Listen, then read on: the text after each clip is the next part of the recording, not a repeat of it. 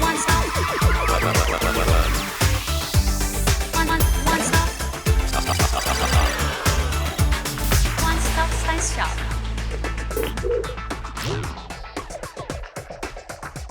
Hi, I'm Mercy, and welcome to the place where we try to answer all your science-related questions. It's the one-stop science shop. Let's see what's our first question. It's Liming from China. She wants to know what's a catalyst. Good question. The one-stop science shop will find you an answer.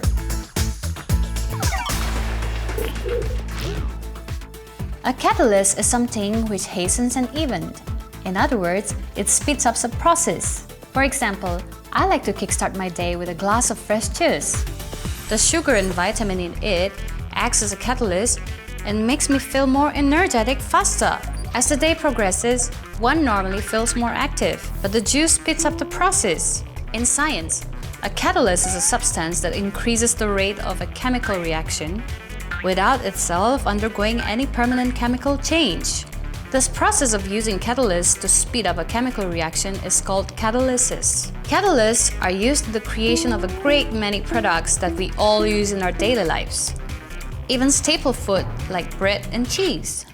Let me show you an example which you can experiment with at home. I'm going to show you how to make your own cheese. All you need is some milk and vinegar. Take half a liter of full cream milk and pour it out into a pan. Let the milk boil on medium flame for about 10 minutes, stirring continuously. As the milk starts to boil, you'll see bubbles on the sides. You have to be very careful because the pan is very hot now. Add 3 tablespoons of vinegar to our milk. You can see that the curd has separated and the whey is remaining. When the mixture has cooled sufficiently, separate the curd from the whey using a cheesecloth.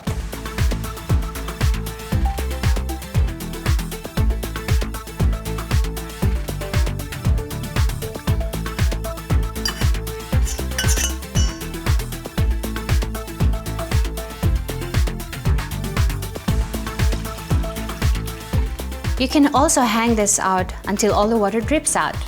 And there you have it, your cheese! So what happened here? Milk comprises of curds and whey. They both blend together smoothly and won't separate on their own. However, when you add the acidity of the vinegar to the protein of the milk, it acts as a catalyst. The milk then curdles and the protein turns into chunky curds because it can't mix with vinegar. To make your own cheese at home, have a look at what you need.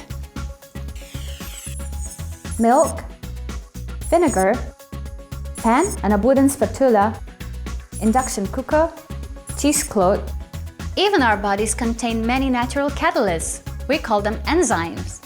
Enzymes help in chemical reactions like respiration and digestion of food. Oh, we have a visitor. Let's find out who it is.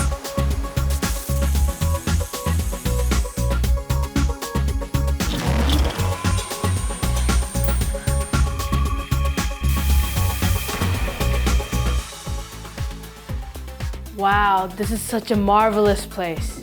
Hello there, come on in. Welcome to the one-stop science shop. My name is Mercy. What's yours? My name is Juhi. What grade are you in? I'm in 8th grade. And what's your favorite subject? My favorite subject is biology. What about your hobbies? I listen to music, I play basketball, and I play boxing. Oh my goodness, are you going to show me some boxing moves there? No. So what can I help you with? I'm having a presentation coming up this week, and it's about catalysts and reactions. Wow, that's a big subject. I know. While I take a minute to think about how I can help you out, why don't we have a look at an important catalyst that was fairly recently discovered? Okay. This is Professor Ryong Ryoo. He's an expert in the field of mesoporous materials and in particular, zeolites. These are very interesting minerals indeed. In fact, your clothes were probably washed with their help. Ryoo was born in the Republic of Korea in 1955. At high school, he loved studying literature but decided to opt for science at university instead. Initially, he chose chemical engineering as his major because his parents felt it promised better job prospects. However, He soon realized that he was far more interested in chemistry rather than chemical engineering. In 1993, at a Japanese conference, Professor Ryoo became fascinated with the structure and large pores of mesoporous silica, an area in nanotechnology where matter is manipulated on an atomic or molecular scale.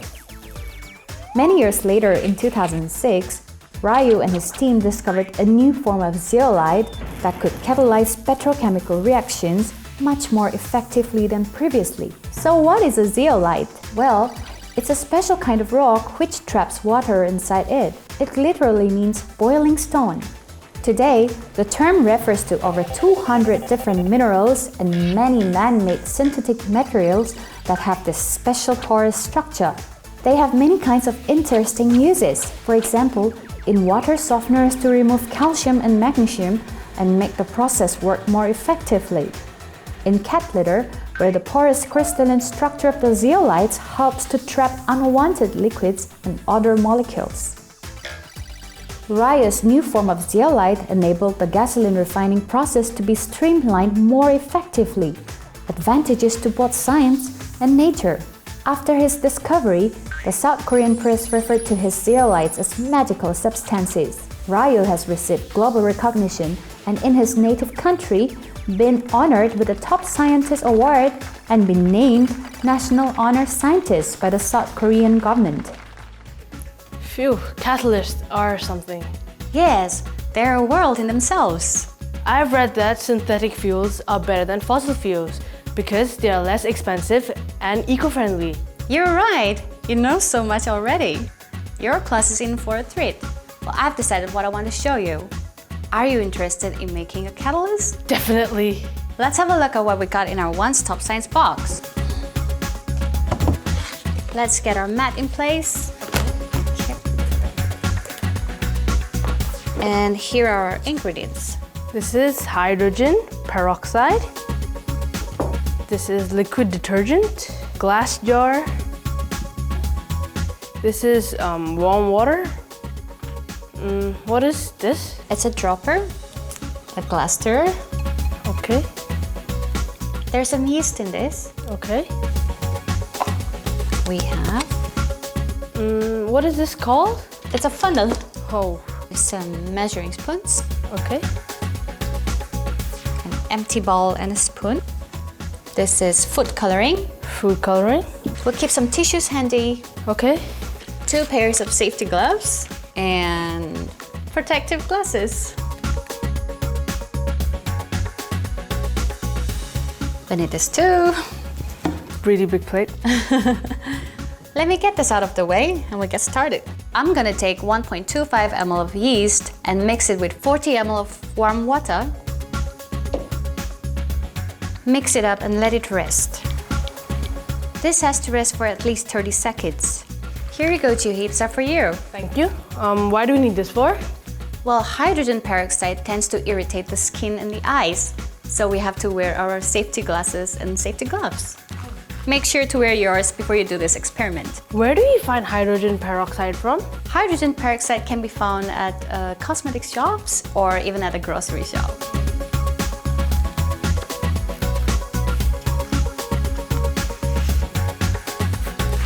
Now we need the tray.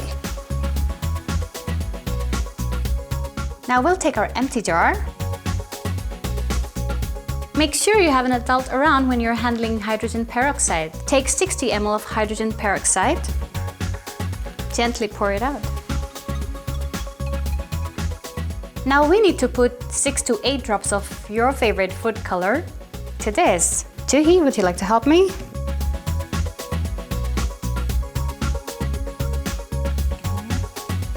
One, 2, 3, 4, 5, and 6, and 7. Okay. Yeah. Now we're gonna add 5 ml of liquid detergent to this.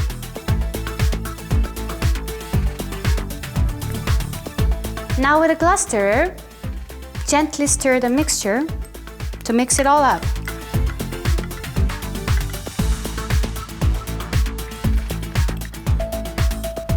Now we're gonna add the yeast solution to our mixture very gently. Now, the adventure starts. Watch what happens.